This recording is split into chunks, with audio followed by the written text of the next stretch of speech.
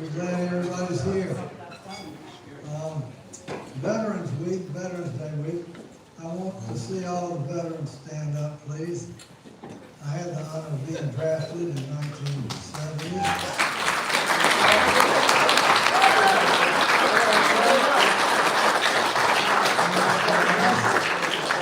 It was strange. My first day, I was wearing clothes. They told you to wear clothes you never want to see again. And we were lined up after flying, drove to Hillsborough, Raleigh-Durham Airport. We didn't know where we were going. Got to New Orleans. I didn't know that. Then we disappeared again. We were at Fort Polk, Louisiana, and they lined us up, and we were ragtag looking bunch. And we're in there were about 50 of us in this one place, and the drill sergeant's room was at the end, and it said, "Do not enter." Enter was spelled I-N-T-E-R. And that makes more sense if you think about it. And the drill sergeant comes out, and he's this really fit black guy, all muscled up, and he had his hat down. We never did see his eyes the whole time we were there. And he stood there and he said, "The first couple of weeks here, there'll be no knives, no guns, and no phonographic literature." Luckily, I didn't take any of my phonographic literature with me. We got a guest today. Stand up with your guest if you have a guest here. And I'd like to propose Bart for membership. Bart's a guest. Stand up, Bart.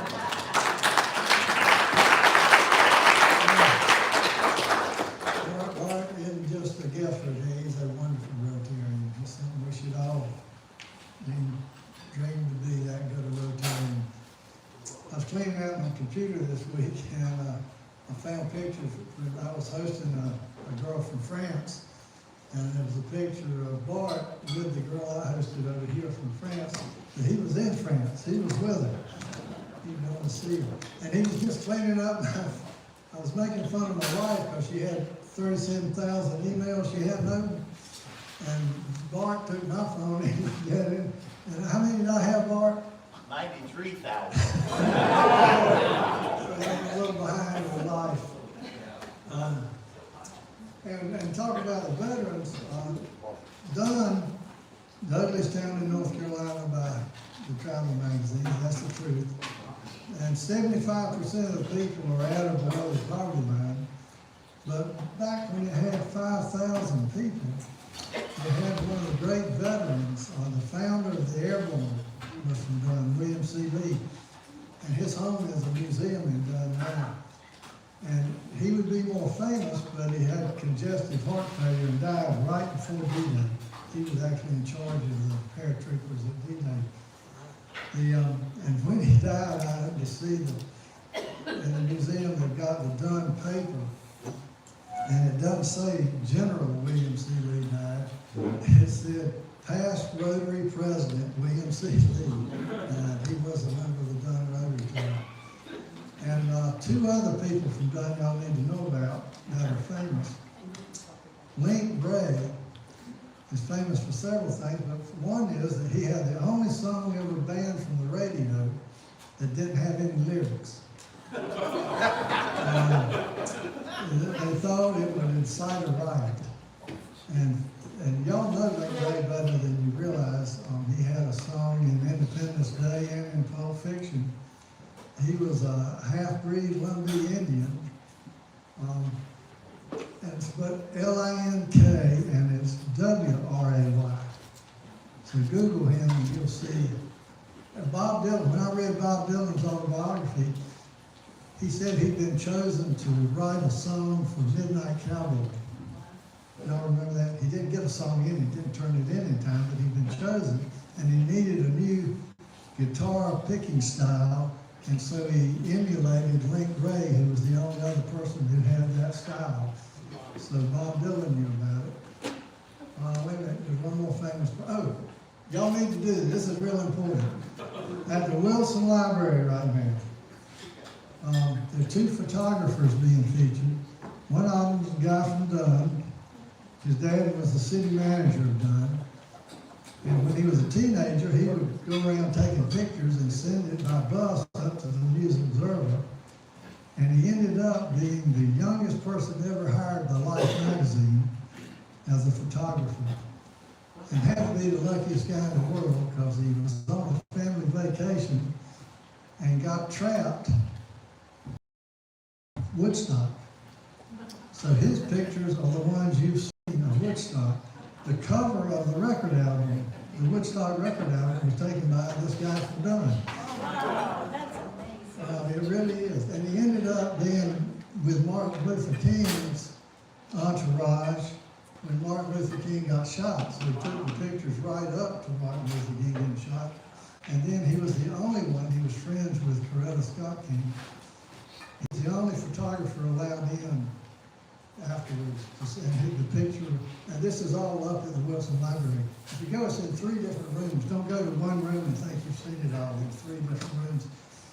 And the most amazing thing to me, his name was Burke Uzzle. Well, Uzzle has 2 Z's in it.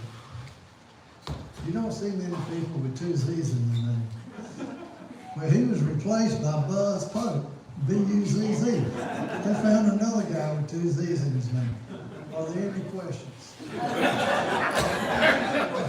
And in place of a prayer today, that is, I took that at a church up in Chicago. This is definitely a positive spin on negative happenings. And for years now, I've been taking leftover food to my animals, and then y'all officially started boxing it up for me. But that's Waldo. Waldo was, usually squirrels are hard to tell apart. But somewhere Waldo lost his tail. And I love Waldo, but I think I was feeding him too much. But he loved corn. The corn I feed the deer, he would always show up. And there's Waldo. And his tail finally grew back, but it was a ratty looking tail. But that's out my kitchen door. If I didn't know he's out there, he'd come to the kitchen door and look for me. And if I didn't see him, he'd get on the door handle looking for me. But something's happened to animals around Chapel Hill lately. I don't have nearly the squirrels I used to have. I was feeding 7 raccoons, now I'm down to 2. And my friends on the other side of town are having the same thing. There's just not as many animals around. Now, that shows when you have an all-you-can-eat buffet, you don't have to fight over the food, because the possum and the raccoon are only about 3 inches apart. And I thought they were fat, but they both had babies right after this. Whoa. And I think that's where Waldo went. We've got a hawk that hangs around too. That's Sweetie. Sweetie takes food right out of my hand. She loves marshmallows, but I make her eat a nutritious meal out of the junk pile there before I let her have any marshmallows. And then 2 years ago, she had Huey, Dewey, and Louie. And I'll tell you the truth, I cannot tell them apart. But 2 of them disappeared after a couple of months, and just Sweetie and Huey, I said, were hanging around. They're still there. And then this year's litter, she had 5. So for a while, I had 7. And they just gather at the door till I bring out the rotary leftovers. And I'll tell you, they don't eat pickles, they don't eat jalapenos, and they don't eat Turkish food. That's a good group. And I wish I'd gotten a picture of Waldo would be right here. One time there were about 10 deer lined up in Waldo, all eating corn. But they actually, I've never tried to hand feed them, but my niece comes and they eat right out of underneath his hand. There's the daddy of them all if you see a deer around. That's probably the daddy. And that's the mama. She come, if we don't notice she's out there, she comes to the kitchen door and rubs her nose on the door looking for Linda. That was last year's baby. Now, that's Gus. Gus, I buried Gus last week. He was 100 years old in people years, like just turning 20. But he followed me everywhere I went, got my lap the minute I sat down. When I left, he would sit in the driveway until I came back. And I didn't know this, but he was outside as much as he was inside, but an outside cat supposedly only lives 2 to 5 years. Inside cat, 15 to 20 years. So getting 20 years out of Gus was pretty amazing. Good. Was Gus your talking cat? No, I actually did have a talking cat. That was Bob. Bob, it's named after Bob Woodruff. Siamese cats aren't supposed to be big. Well, Bob weighed 23 pounds. He was the biggest Siamese cat the vet said he'd ever seen. And I actually changed his name to Blob. He said, but if you were holding Bob and you made eye contact with him, and you said, Bob, when do you want to see Linda next? He'd say, meow. That was Linda crazy. He wouldn't, you could ask him any other question, he wouldn't say a word. This was this week. I've had trouble getting a picture of the fox, but he chases Angel. That's the last cat I've got. Angel's still there.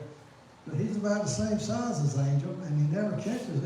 It's sort of like Pepe Le Pew, and you remember Sylvester, he was in love with the cat. I think he's in love with a ragdoll Himalayan, and he chases her, and she always goes up on the deck and goes and jumps off. It's about an 8-foot jump, and he gets to the edge, and he looks around and he said, I ain't jumping off that. And she'll climb a tree if she has to.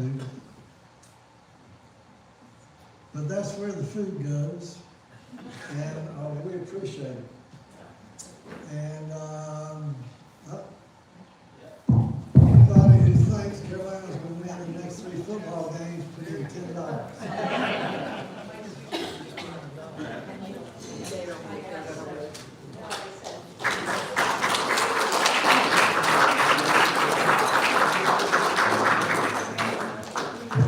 Thank you, Cliff. That was very, very special.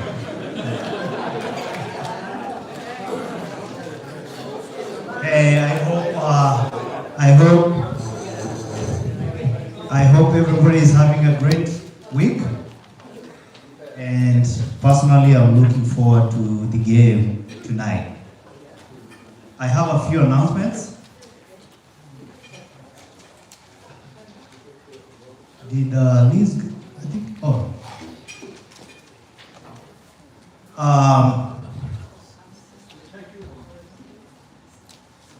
Just to make everybody aware, Don Greenford's funeral is tomorrow at 2 p.m. at Binkley Baptist Church. So if you want to attend or send condolences, it will be Who was that? Don Greenford.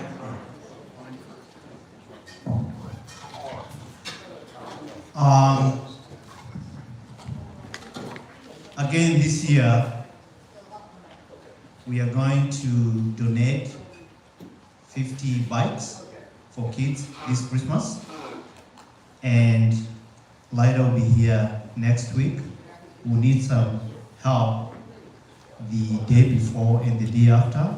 So Lyda will provide us with some more information next week.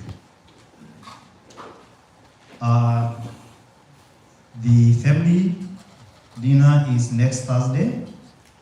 Joe Jenkins sent an email yesterday, so please go ahead and sign up. Our holiday party is on December 5th. Right now we have 105 people sign up. And if you want to attend, please do so before we cut off, because we need to have a definite number that we can provide Corona in.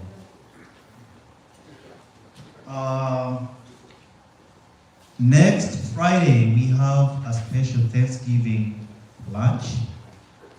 Marcel, our caterer, will serve us with a Thanksgiving themed lunch. We have a few announcements. Let's start with Keith. Right here.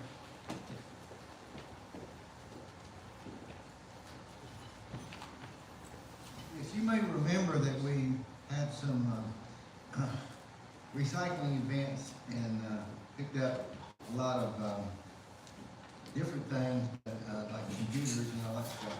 And the man who has the truck that helped us collect and went to him, he is going to be near Chapel Hill on 2 different occasions in the next 2 months. So we're not having our event, but if you or your friends want to donate, want to recycle some of your stuff, on November 22nd, from 9 a.m. to 11 a.m. in the morning at Carver Plaza at 104 NC 54, he'll have his truck there and you can take your stuff. And if you can't go then, you can go on December 13th from 9 a.m. till 11 at Haverty's Furniture at 8160 Renaissance Parkway, which is over near the mall in Durham. So if either one of those mornings you want to take some recycling stuff, that's the time to do it. And Felix said he's going to try to get this in the bulletin in the next couple of weeks, so you can see that or remind you if you need to. These are electronics, right? Yeah, if you look up everything with a plug, he has a list of everything he will take. And he doesn't like wooden furniture. He won't take any just wooden stuff, and there's some plastic without metal in it. He probably won't take that, but he'll take a lot of things. He won't take a refrigerator, but he'll take, I think he takes lawnmowers. You can look it up. Thank you. Thank you, Keith. We'll add it to next week's start. Randy? Ricky? Quickly. So just a reminder, right after the meeting, we're meeting at Casual Pint this week. And very important so we can have a pint and toast Gus, even though Cliff won't make it. Because he's playing golf, so we'll do it in Cliff's absence. Also tomorrow, we're getting together at the Lumina Theater to watch the game. The game starts at 4:30. There's some confusion. It's not in an auditorium. It costs nothing to go. It's in the bar. So they have that big 55-foot screen. It used to be the movie theater screen, other than it's brand new. That's where we will meet. They sell beer and wine, have pizzas, so come, enjoy, support the Tar Heels and a locally owned company. All right. Peggy?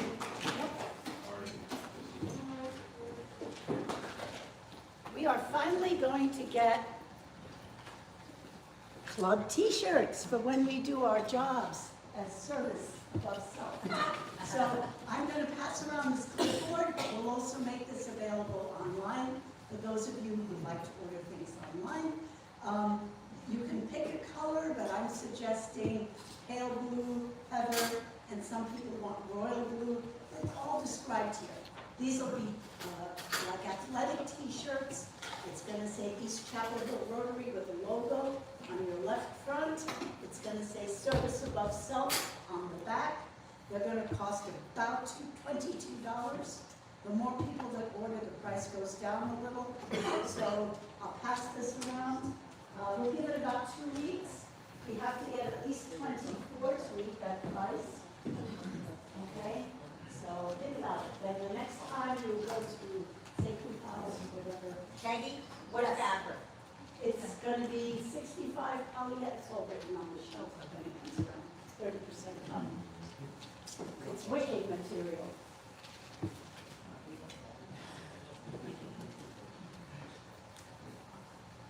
All right, David, can you introduce our very, very special guest? David. Get by the light. Bob Slater. Thank you. Very quickly, Bob is stepping in at the last minute, and I know personally that he had a very busy week, so let's all really just give him a round of applause.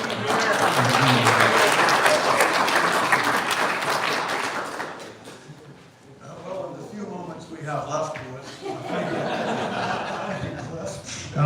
we'll get through this as best we can. So our topic today is investing in real estate for fun and profit. I know we have people in this room that could teach you to know more about it than I do, but there's a lot of bullshit that's going to be slung. Most of it's in that resume, which somebody was very generous. They laid it on with the trowel in that resume. Thank you. So there are a couple of elephants in the room. We're going to get them out of the way real quick. First of all, those who know me say, hey Bob, you don't have two nickels to rub together. Who are you to talk to us about making money? And well, of course, that's true. But I know people who made a lot of money investing in real estate.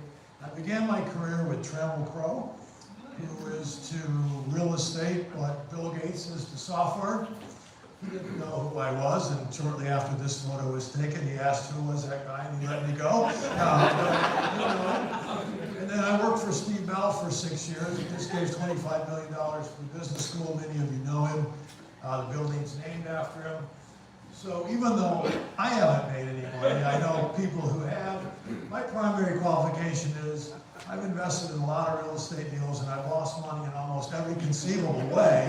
And so my job is to save you from that today. So the second elephant in the room is you're saying to yourself, well, I'm already rich. I don't need any more money. So I know that's true as well. So I would say indulge me for 30 minutes or whatever, and view it from the perspective of helping your children, your grandchildren, if not you personally, if they come to you for advice. Because we're going to be talking about a world that many people don't know exists.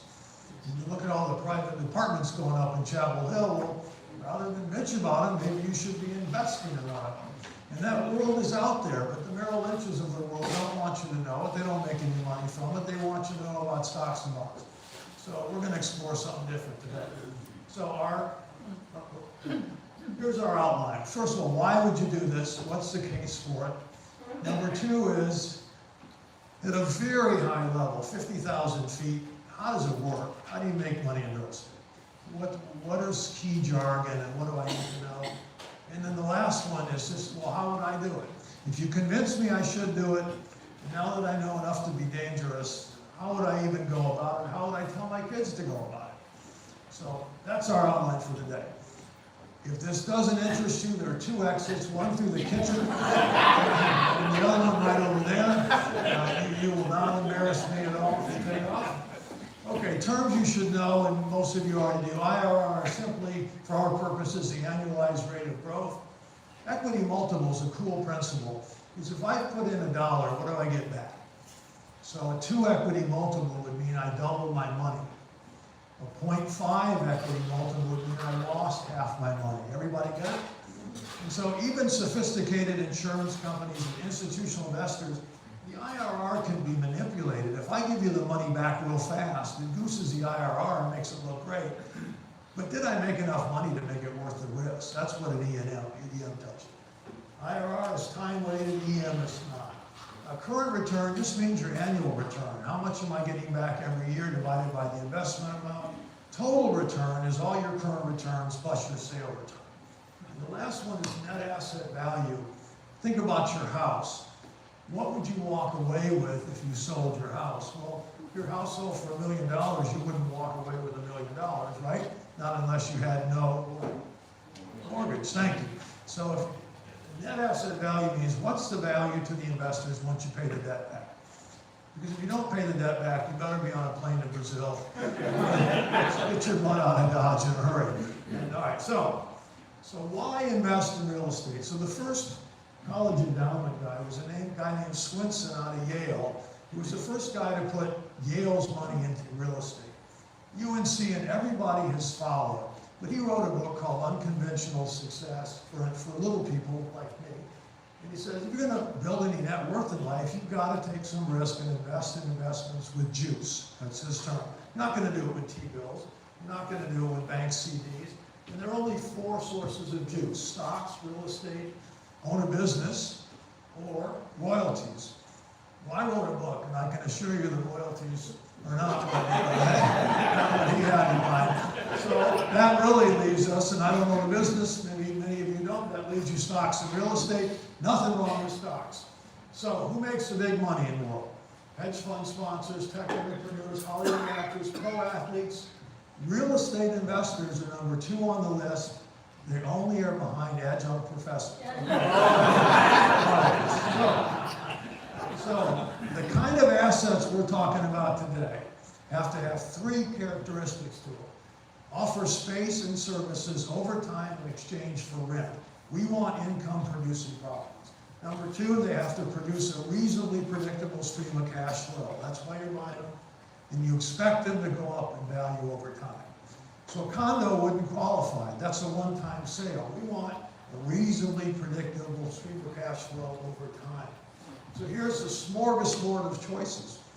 We're not talking about the home you live in, but in the course that I teach at Carolina, I have a cohort who teaches people how to build a portfolio of single-family rental homes. Not my expertise, but a lot of people are doing it. I know you're doing it.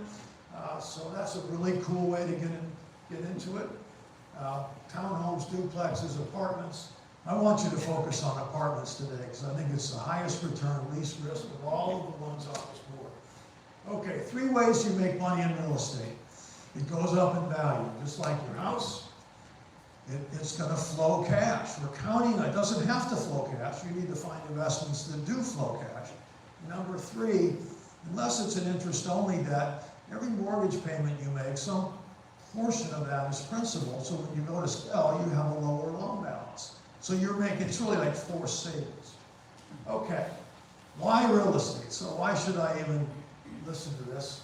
College Investor says over the last 2 centuries, 90% of the world's millionaires have been created and invested in real estate.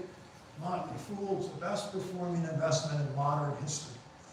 And because it has certain advantages that others don't, we'll talk about in a second. So this is tough to see, but I'll tell you, this is Steve Bell's, just a smorgasbord of Steve Bell's performance. This is just to give you an idea. What kind of return should I expect? His average return to his investors, net of his fees, over whatever it is, 23 years is 17%. Now that's going to go down lately for various reasons, including the increase in interest rates. I just took a snapshot of his and said, if you put $100,000 in these 10 things, you get a 15% return. So let's put that in context. So here are the advantages. What's the stock market returned over the last 100 years annually? Anybody know? 7.2, it's a little better. 9, 10? Yeah, 10, we'll say 10. But the difference between 15 and 10, or 13 and 10, that's a heck of a lot on a percentage basis. It's got a greater current return. The average dividend of an S&P stock is less than 2%. Real estate should give you 4 to 6%. I'm in a mobile home park deal, it's returning 12% a year. I mean, that's unusual.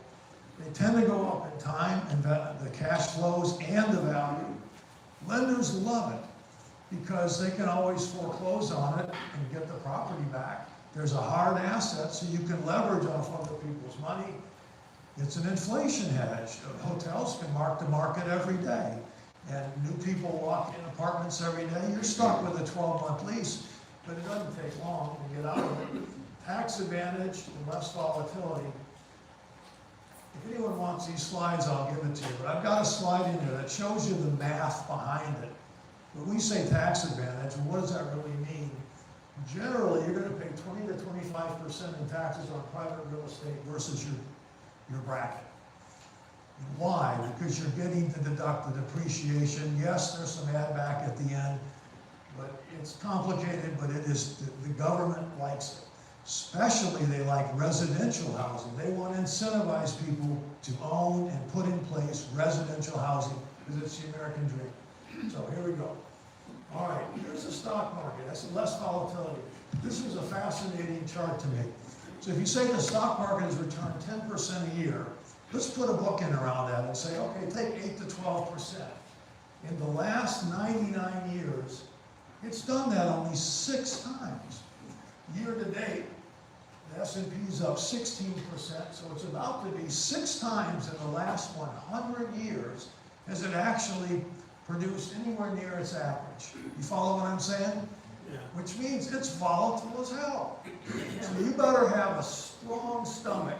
Now, this is exciting. All the years it's been 12 to 25 or more than. But you better have a strong stomach because it's 10% a year. That's only happened 6 times, 8 to 12 in the last 100 years.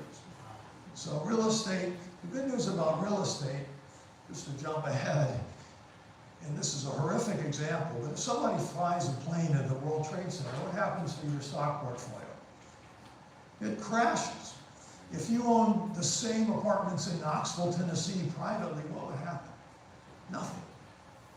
It's a private market. It just gets slow to react. So that's the advantage for private real estate. We'll talk about that in a minute. If you want something scary, try this. Look at the S&P the last 7 years.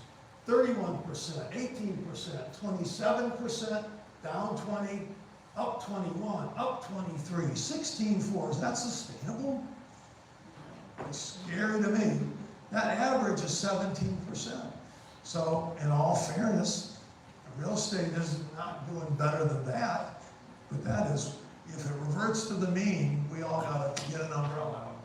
Okay, so there are risks, of course. There are risks in anything you do. So investing in real estate drives on capital, so when interest rates goes up, that's a bad thing for values. The economy, if the economy goes into recession, people move in with their parents, they don't need more office space, they don't go shopping. So it's certainly subject to what's going on in the economy. Each property type has its own systemic set of risks. There are risks with every deal, no matter which one you choose. Liquidity, you may go to sell, but if it's a long time in the market or the capital is not available to buyers, you're going to end up holding it longer than you wanted to. If rents go down with a recession, you may get your property taken back by the bank, heaven forbid. Risk, risk, risk. And overpay. You can real estate's pretty darn forgiving, but it's not totally forgiving. If you purchase something foolishly, it's going to take a while for the market to bail you out. But I would say, done correctly, the way you're going to do it, it's not very risky in my view. If you stick to the right product type and you don't get bored when you make money and go do something stupid, like I've done. So if you're making money investing in apartments, why would you go invest in a malt house in Asheville, North Carolina? Stupid. Because if you're making money in apartments, why would you invest in an office building in Charlotte? Stupid. And then you lose all your equity. So here's my last slide on why you should do it. Because really rich people, this is what they do. Ultra high net worth is people with net worths of 20, 25 million and more. They put 50% of their investment dollars into alternatives, and the biggest one is real estate. They have more cash than you and me, more real estate, far fewer bonds, and far fewer stocks. And this is comparing them not to the average Joe. This is comparing them to high net worth people, which is, say, $1 million, $2 million, $5 million, something less than 20 million. So they're doing it. So you could say, well, maybe I should at least know that this exists. Okay, topic 2. So kind of how does it work? And this is the most complicated part of it. There are 10 slides here. It's the most fun, but it's the most difficult. You may want to check up on your text messaging right now. Check your emails. I know as many of you are doing that already, but this is the next 10 slides. When you go to a cocktail party and you want to impress people, you act very bored. Oh, real estate, there's nothing to it. It's all about cash flows and cap rates. That's all there is to it, darling. And so, let's explore. So the two drivers of whether an investment's any good or not are the cash flows. We expect cash during the life of the investment, and we expect cash when we sell. And then cap rates. And cap rates is slang. And just by saying cap rates at a party, everybody's going, boy, they really know what they're doing. Even though you have no clue what you're doing. If you just throw out the word cap rate, you'll be very impressed. When I switched from law to real estate, everybody I was competing with had an MBA. I don't have one. They knew what a cap rate was, and I had no clue. So what is it? It's just slang for yield or return, particularly your going-in return. So it's shorthand in the industry for what somebody will pay or what the market demands that they pay for this particular property in this location, in this market, at this time in the economic cycle, given their other investment opportunities. So here's the weird thing. We're going to walk through a couple examples so you get it. The lower the cap rate, the greater the value. That makes no sense. It's the opposite of a price-earnings ratio. It's an earnings-price ratio. You increase your value by selling when cap rates are low. So you've always heard buy high, sell low. This is turning that upside down. Not with the price, but with the cap rate. You want to buy at a high cap rate and sell at a low cap rate. So we'll explore that in a second. So let's just solve for the first one. So let's say we have $1.5 million in cash flow from the property every year. It goes off $1.5 million. And so people come in, they're trying to figure out what to pay for it, to buy it. They look at the current cash flow. And they say, here's the cap rate, the 6%. That means investors will take a 6% return, or turn the coin over. They must pay a 6% return to the seller in order to win the property. So all you do to decide the value, it's just a simple math formula, is take the $1.5 million cash flow and divide it by the prevailing cap rate. So if you do that, the property's worth $25 million. Yes, sir. Quick question. Yeah. Just clarifying question. Yeah. I've heard that cap rate is simply defined as the unleveraged. It is unleveraged because it's all cash. It's based on NOI, which is the line, and debt services below it. Great question. It's the all cash going in return. Thank you. So here's how you would say it if you're an industry person. If I demand a 6% return from $1.5 million, I can pay $25 million. That's just math. Or if the market demands a 6% cap rate or somebody else will buy it, I must pay $25 for that $1.5 million. Or the last one, $1.5 million NOI at a 6% cap results in a value of $25. Anybody ready to head to the exits yet? Okay. All right, so here's the whole point of it though. The value goes up as the NOI goes up. So if I take the same cap rate, people are demanding 6%, they'll pay 6%. If I can increase $1.5 million to $2 million, that value just went to $33 million.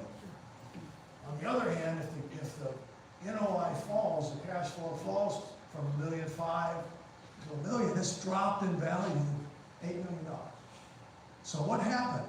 Rents went up. In the good scenario, I cut expenses. I dreamed up some ideas that made more money. So here's the fun one. I went to the Elise Hotel in Chicago. I went to check out, $15, amenity fee. You know, what the heck is this? What's a $15 amenity fee? So somebody in a conference room somewhere dreamed it up and said, hey, we charge $15. We don't have to put a coat of paint on anything. Let's see if the market will take it. Yeah, so what do you think this does to the value of the Elise Hotel? So here's the math. It's not hard. You know, it's just $15. $15, 200 rooms. That's $3,000 a night, but they're not full, 70% full. $2,100 a night, 365 days a year. They've just put $700,000 to the bottom line. Every year, cash flow. But it gets better than that. When they go to sell, you divide that number by the going cap rate, and they just increased the value of the hotel $12 million. And all they did was a $15 amenity fee. Now their risk is that people say, I'll go to another hotel, they're nickel and diming me. That's their risk. But they're saying for $15, most of these people are on expense accounts anyway. And the buyer will say, if I think I can get the $15, then I will pay the extra $12 million. Because you know what? In 2 years, that $15 can be $25. Okay, so, carry on.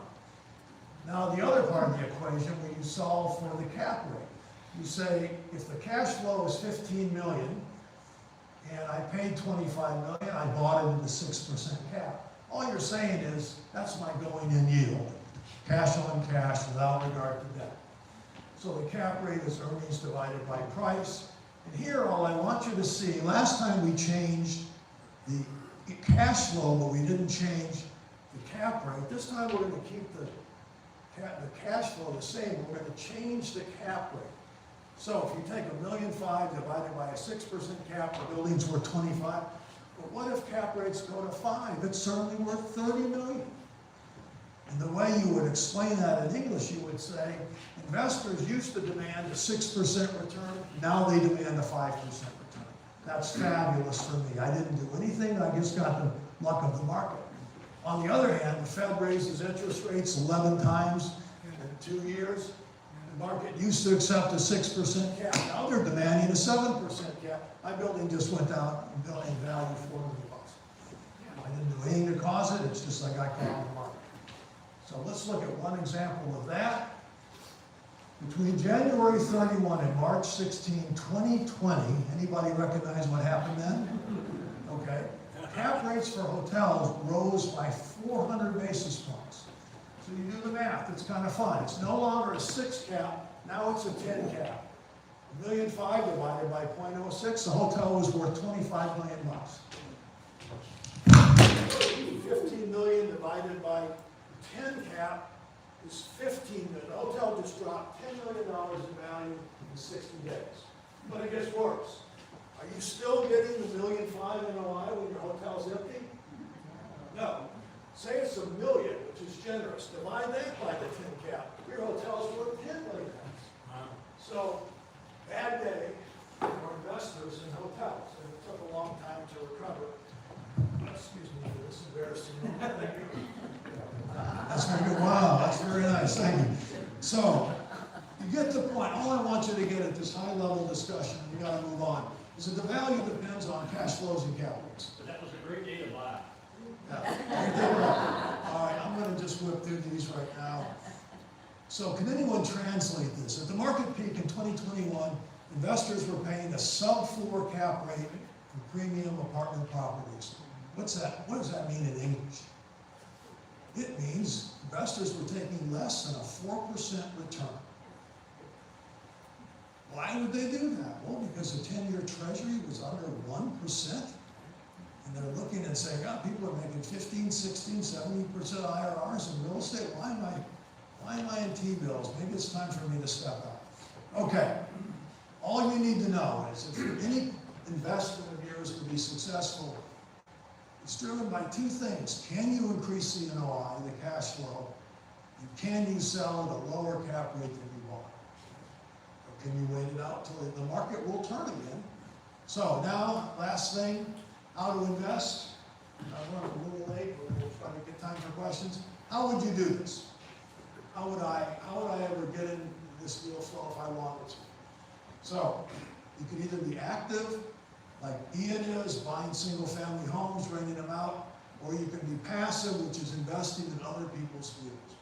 So for me, I've chosen passive. I used to be very active, now I'm passive.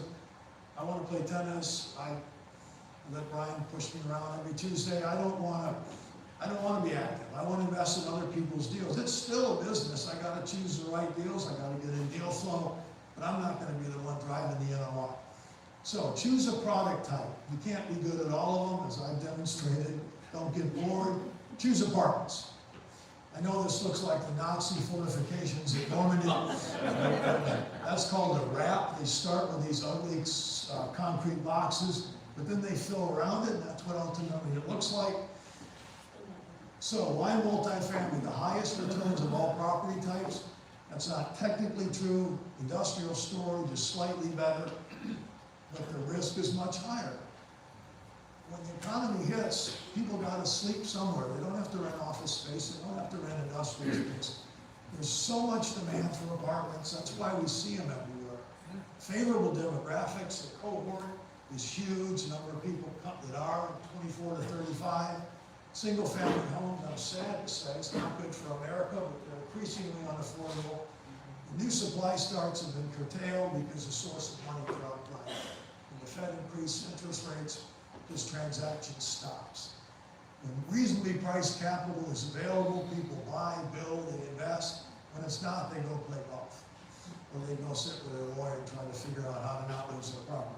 All right, you have really two ways you can invest: public REITs or private deals. Public REITs, you can look at this later if you want, but the big thing about public REITs is they're liquid. You could buy it today, you could sell it tomorrow. You're not stuck in a deal for 5 to 7 years, but they're 70% correlated to the S&P 500. And so if I was going to do this, and I own some REITs, there's a simple way to do it. You get some research that shows you how they're trading to their net asset value. So REITs nothing more really than the properties that it owns. I would go with apartments. You want to buy at the bottom of the 52-week range, and you want to buy at a discounted net asset value. This is what's screwy about REITs. At any given time, they're valued either way above what the properties they own would suggest, or way below. And so, I mean, look at this. This is what the properties are worth. It's trading at 80% of what they're worth, or 30% more. So you want to get research, figure out when they're trading at the bottom of their range, and that's when you buy. These are the best-in-class companies. You can't go wrong with. These are the best companies. So they're different. Essex is totally California. You say California's kind of wacky. I don't want to go there. Then pick it up. Okay. The problem with REITs is what? What's the problem? The trouble with Scotland. Remember Braveheart? What was the trouble with Scotland? Full Scots. Very good. Thank you. The problem with REITs is what? They're stocks. And they trade like stocks. They're 70% correlated to the stock. So if the price of cement in China goes up and people panic over the REITs don't repay their debt, whatever the alarm of the day is, it's going to be affected by it much more than your private real estate. So how the REIT stocks have performed well until the Feds did their thing. Right now, they're really they're trading at well below their asset value. So I love Buffett's quote, "Benign neglect bordering on sloth is a hallmark of our investment process." That's mine when I buy a stock. I just put it away. I try to buy a good company at the bottom of the range and go play tennis. Don't look at it for 10 years. Okay, now what we're really trying to get to here, we're doing okay. This is what I want you to consider is investing in private real estate. Why? The returns, the total return's better, the current return's better, it's tax advantage, the reasons we talked about. So you can do it a couple of ways. You can get in with a sponsor and do a single deal. We're doing apartments in Charlotte. We're doing an apartment deal next to the park in Cary. You want to invest, we're seeking equity investing. Or like Steve Bell, he does a fund. He says, I'm raising a fund, I'm going to be buying in these 10 markets across the United States. You don't get to decide what properties, I'll decide that, but you put your money in a fund. And then the fund will have a phase when it buys, then they've got to grow that NOI. Because that's how you make money. I've got to grow the NOI, that's going to take time, and then we'll sell. Typically, you're in these deals 5 to 7 years, some of them 10. So if you want your cash back during that time, this is not for you. So one of the biggest cons of private real estate investment is it's not liquid. If you say, I got a divorce, I need to put my kid through college, I need my money back. You're going to take a huge haircut if you get it back at all. Unless the deal's doing great, then all your partners would love to buy you out at a discount. So you don't want to do that. But I would say that con is a pro. Turn the coin over. The reason so many people get crushed in the stock market is they panic out. You can't panic out of this. The market won't, the deal won't let you. You're in. An open-ended fund, you can come in and out every quarter based on an appraisal. So I want a frothy buyer. I don't want an appraisal setting my price. So those are your choices. Here's some hurdles. You've got to have enough cash to invest. You have to become accredited, which we can talk about during Q&A a little bit more, but you have to have a net worth of $1 million or made 200,000 last year, expect to make it again this year. So that, I teach MBAs, they're gonna make 200 grand out of pupils. That's not a problem for them. Get into deal flow. How do you even know about the deals? How would I ever invest in the deal and carry by the park? I'll just explain that in a second. Deal with minimum investment amounts. So I wanted to invest in this apartment deal in Pittsburgh. The minimum investment amount was $500,000. I don't have $500,000. If I did, I wouldn't put it in one deal. You know, Brian's got that in his couch cushion. So most of us don't have that kind of money. So you're going to have to find a deal that they'll take you. But everything's negotiable, particularly for one of your kids. Say, I'm young. I've got a great career ahead of me. Waive this for me. Let me put in $25,000. Let me put in $50,000. They just don't want a bunch of small investors. The Hotel California is, you can't get out.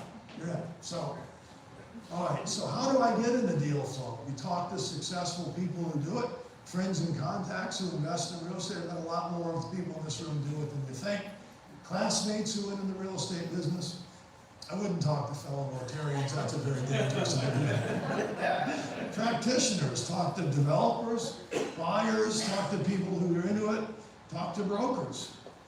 And so you've got to do three things right. You've got to choose the right markets, and the big one is job growth. Rent growth's correlated almost 1-to-1 with job growth. So I want to be in markets where the jobs are growing, because I got to grow those rents. It's one of the two drivers that we talked about. And then the smile markets are where the growth is. People are leaving New York, Pennsylvania. This is where they're going. That's us. The economy of Georgia, North Carolina, South Carolina, and Tennessee together are greater than California. I mean, we are living where stuff is happening. I know the demographic guy said that countries, we're going to not have anybody here anymore. Last person here, turn off the lights. Not in our area. Just get on I-40. So choose the right sites.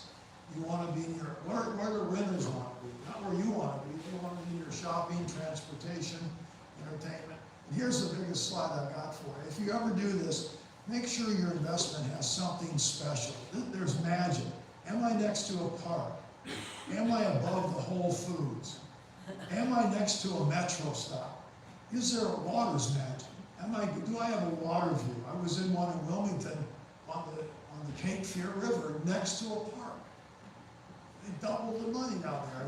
You knew it was going to. It couldn't go. Desirable single family neighborhood, a little less so. At Bell, we had a property right by the airport in Hartsfield in Atlanta. Just something. You don't want to be just another apartment deal. There's so many of them. You want something special. So if you ever want to try it, this is a list of people. Daniel Eller in this room right now. He's got a fund going. Steve Bell's raising a fund. Clark Ventures in Atlanta. It's sort of that law of attraction thing. When you look for something, when you know it exists, you'll find it. I didn't do my first private real estate investment until I was in my early 50s. And I've been in the bunch since then. So I urge you to consider it.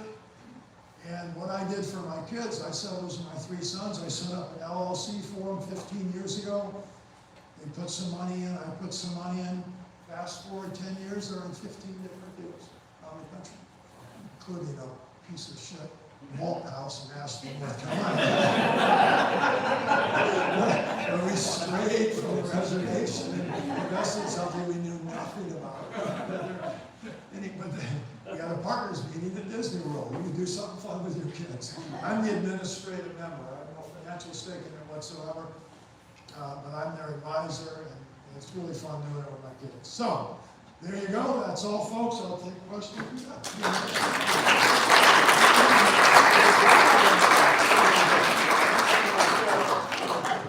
So, I confused you so much. You didn't have a question. No, don't have Bob, you did it well. I've just made you forehand, morning and backhand, and real estate, the same applies. Tell us about Roland investing. I would avoid it. So I'll explain. So I didn't even know this world existed, except when I was in my 20s practicing law, I invested in a raw land deal in Cary. And the person who was going to buy it from us It was Roger Perry who developed Woodcroft. It's one of the most successful planned unit communities in the country. So we bought something called Panther Creek in Cary. Well, he decided he didn't want to do it, which is his prerogative. He went under contract to do it. We held it 17 years. So the risk of it is, remember cash flows and cap rates? No, the only cash flow is the tax bill. So every year you got a letter, here's your share of the taxes. And so you don't have to be really good at math to know that you put cash out at the beginning of the investment, then 17 years of zero, and then you finally sell it, that's going to be a poor return. So the risk of raw land, which I've experienced, I've lost money every way you could possibly lose it, is you hold it far longer than you think and it produces no cash. Now, if you put a mobile home park on it, if you put something, a parking lot that's making money, that's a different story. That's a brilliant way to warehouse land. But just buy a piece of land and have it sit out there, I wouldn't do it. I've done it, got my shirt handed to me. Other questions? Yes, sir. Thank you. Bob, we look around this community and we see 5,000 new apartments. How do you know that the market can handle all that? You don't. And so everybody's making their own decision. But if you look at it from the perspective of the developer, here's part of the problem. My boss said this once, and he said, there's going to be so much overbuilding, and we intend to get more than our share. What in the world? Why would we want more than our share?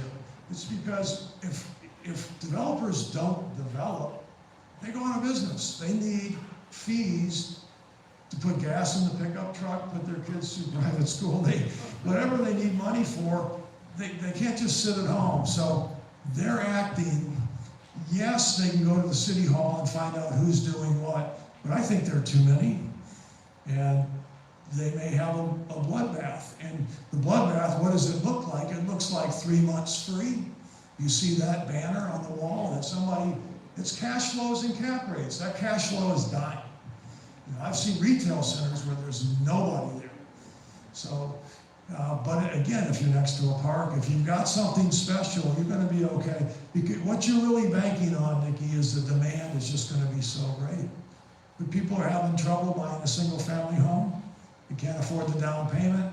Prices have gone through the roof. And so developers are looking at the demographics. This area is growing with 400 people a day or something. That's what they're thinking. So, but everybody's acting independently. You may be successful in yours, but I may not be with mine. So you know where the Nantucket is? There's a 55 community across the street. Then there's another one. Then there's another one. Well, there's another one coming. I hate to see the forest go, but right on that corner there's going to be another one. So to me, that's just another one. There's nothing special about it. So you need something special about it. Hopefully that's responsible. Other questions, sir? Yeah. Last week.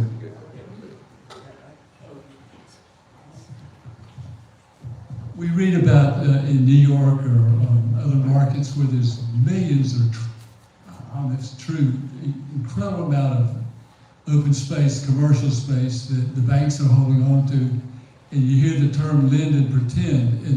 In other words, they are not marking all these loans down to what probably the value would be if they had to liquidate.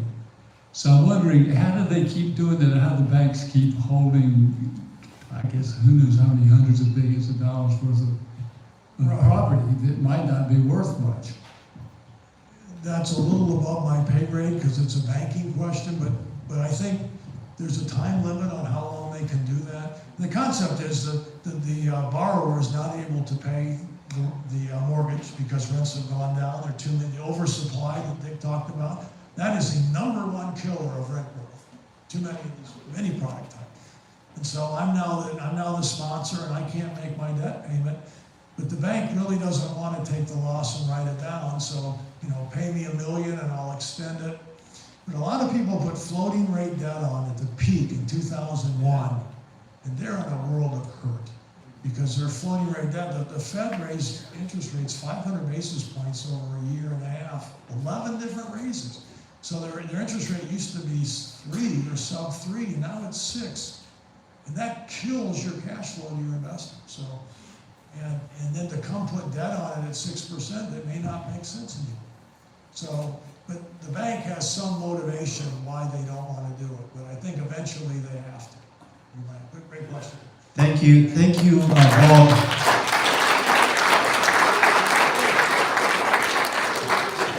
Thank you, Bob, for stepping in last minute and delivering a masterpiece.